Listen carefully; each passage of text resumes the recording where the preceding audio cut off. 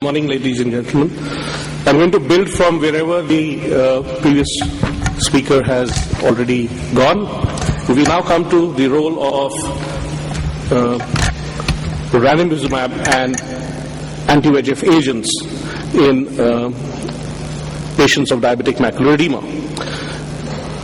The fact that ranibizumab or Lucentis is the gold standard is known to all of us. Its efficacy for diabetic macular edema has already been established by a number of studies, including the READ, the DRCR-NET, RISE, RIDE, RESOLVE trials. So as a representative, I'm going to just take the RESTORE trial, the reason being that this has both a short-term component and a longer-term component to see what we can expect by treatment with Lucentis. From here you can see that in the laser groups, there were three. One was laser without, one was Lucentis without laser, the second was Lucentis with laser, and the third is the laser group. The Lucentis groups both have a significant improvement in visual acuity with a 6 to 7 letter improvement.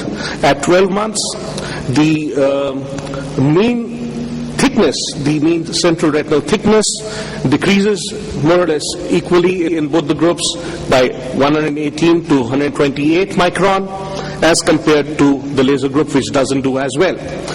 The question which rises in everybody's mind is, what do you do after 12 months? Will these results be sustainable? And this is where we have the answer from the RESTORE extension study, where all the three groups, the ranibizumab plus sham laser, the ranibizumab with laser, and the laser groups, were after 12 months put into a single group of Lucentis PRN, and it was followed up to 36 months. So what happened? Very surprisingly, at least to me, the number of injections in the second year in all the three groups goes down between 3 to 4. In the third year, it goes down further, not just in the ranibizumab group, but also in the laser group, which had previously not received any injections, to finally between 2.4 to 3 injections, which means we are looking at something achieving a finite end to the treatment, or at least something reaching an affordable treatment end. This is visible from this chart, where you see that in both the Lucentis groups, the stabilization had occurred by 12 months, and the extension only with PRN Lucentis only maintained this level of visual acuity. In the laser group, which hadn't received any treatment, the use of PRN Lucentis actually helped it to catch up by 3 years, that means in 2 years' time, with the Lucentis with the laser group. So these patients didn't lose out also. A similar trend is seen in terms of the decrease in retinal thickness. The stability reached within the first 12 months in the Lucentis group is maintained with slight improvement in the next 2 years with PRN Lucentis, whereas in the laser group, what they had lost initially or they had not been able to gain, they gained after being put on PRN Lucentis. What is the implication of all this? A final point in terms of vision gain. Greater than 3 improvement is almost a third of the patients. Even 1/5 of the patients who started late managed to get this improvement, and almost half the patients got a greater than 2-line improvement. So what do we learn from this? The first thing is that the mean BCVA and the CRT, the central retinal thickness, stabilized in the first 12 months in the Lucentis groups and had only a minimal improvement subsequently, but the gains that you had could be maintained. The more important thing is that the number of injections decreases over time, thus providing us an opportunity for finally coming to an end of treatment, possibly. Thirdly, there are a significant proportion of patients, almost 1/5 to 1/4, who did not need any injections from the 12th month onwards. But what is most gratifying is even a person who misses the bus initially, has not received the treatment, can gain that result if he had laser initially and subsequently over next 2 years he was treated by Lucentis. As far as Lucentis is concerned, this is where we are. But what about VEGF trap, which is a new treatment? The main results we have is from the use of this drug with different doses, 0.5 milligrams every 4 weeks, 2 milligrams every 4 weeks, 2 milligrams every 8 weeks, and 2 milligrams PRN after the first 3 injections. And what do we get? In all the VEGF trap groups, you find a significant decrease in the mean retinal thickness, the central retinal thickness. The best results are when the treatment is given 4 weekly, but the other groups also improve. You do see that when you give the treatment every 8 weeks, it seems as if there's a deterioration each time, and then it improves again.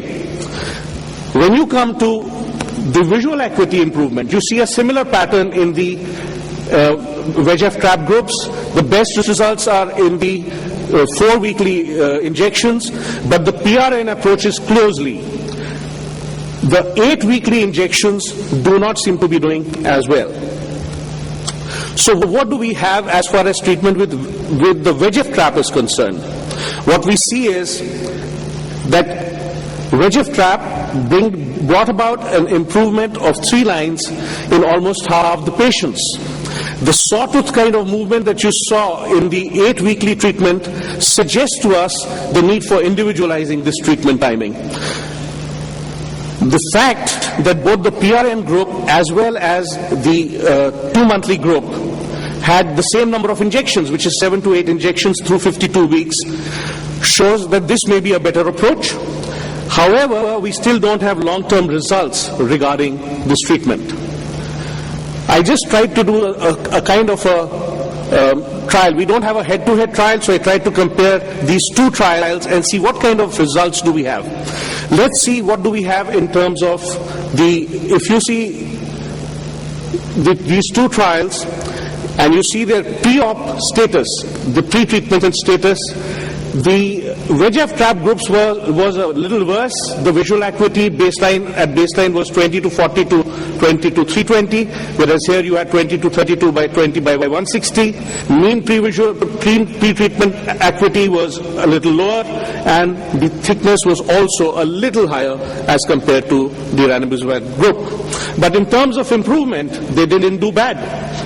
You had a 13-letter improvement in the group which received 2 milligrams every 4 weeks, a 12-letter improvement in the group which received 2 milligrams PRN, as compared to a 6.4 to 6.8 letter improvement in the Lucentis groups. The number of injections in both the groups, whether it was ranibizumab or VEGF trap, was the same. The improvement in the retinal thickness seemed to be higher in the VEGF trap group. Finally, in terms of functional outcomes, because that's what matters to us much more, you get better than a 15-letter improvement in almost half the patients, as compared to 22% of patients with Lucentis, and a greater than 2-line improvement in 60 to 70% of patients with the VEGF trap, as compared to around 40% of patients with Lucentis. This is not, there are differences between different studies. This is only as an indicator to show that the initial results with the VEGF trap are very promising. And the fact that we had this sort of pattern on the OCT, this gave us a clue that maybe even with VEGF trap, it would not be the fixed dosing with 8 weekly that may be the best, but maybe the optimal response or the optimal treatment may be a 2 milligram PRN dosing in this drug too. However, the long-term data is yet not available. We still need to see how it behaves over the next 2 years, and there are studies ongoing. We also need to see what would be the annual costs of this which was the point which was raised by the previous speaker, and I think the final answer is going to come based on that. The important thing is, another alternative seems to be in the offing. Whether this can help patients who don't respond to Lucentis, we don't know. Those are unanswered questions, the answers to which we're going to get only when we use this drug in long enough numbers, in long enough time for large enough numbers, and also the safety issues would be resolved only when we have enough number of patients being treated with this drug. However, to conclude, I would say we have one more promising drug. We have a change in paradigm. The VEGF agents, anti-VEGF agents, have helped us to change from a situation where we were just stabilizing patients, just giving them some kind of a moral boost, to a position where we can say, no, we will be able to help you.